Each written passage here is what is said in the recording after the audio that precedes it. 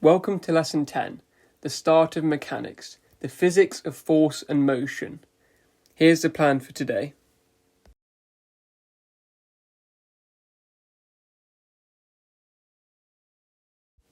A force is a vector, which means it has a direction and a magnitude, but you can't just add its magnitude and hope for the best. The trick throughout mechanics is resolving, splitting a force into its horizontal and vertical components. The horizontal component is F cos theta, and the vertical component is F sin theta. You can also go the other way.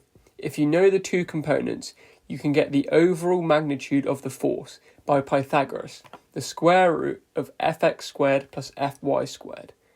And the direction you can get from tan theta equals fy over fx.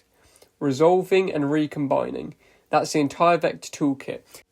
And this understanding needs to be solid, as we use vectors a lot. Now, what does it mean for forces to be balanced? If the resultant force is zero, the object is in equilibrium.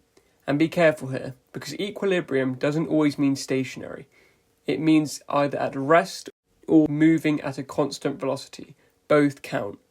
There's a lovely geometric way to see this. If you draw all the force vectors tip to tail and they form a closed loop, ending exactly where you started, then the resultant is zero and the object is in equilibrium. If the loop doesn't close, there's a resultant force and the object accelerates.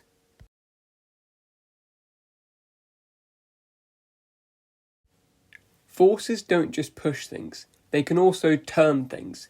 This turning effect is called the moment, and it's the force multiplied by the distance. But, and this is where marks are won and lost, it's the perpendicular distance from the pivot to the line of action of the force. Not just any distance, it must be the perpendicular distance, so be careful with which measurement you actually use. The units of moments are newtons times meters, so Newton meters. This gives us the principle of moments. If an object is in equilibrium, then the total clockwise moments about any point equals the total anti-clockwise moments. Notice any point. You can actually choose your pivot, and choosing it cleverly is the whole skill of this topic.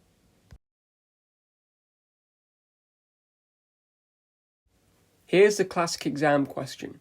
A beam sitting on two supports, with unknown normal forces pushing up at each end. Two unknowns. How can we handle it? This is where choosing the pivot actually works. If we take moment about one of the supports, since the distance of that normal force is zero moving through it, the moment is zero. It vanishes from the equation entirely. That leaves you with one equation with one unknown, and you can solve for the other support forces directly, since the weight will equal the sum of the two normal forces. Total up equals total down. 2 steps, both unknowns are found.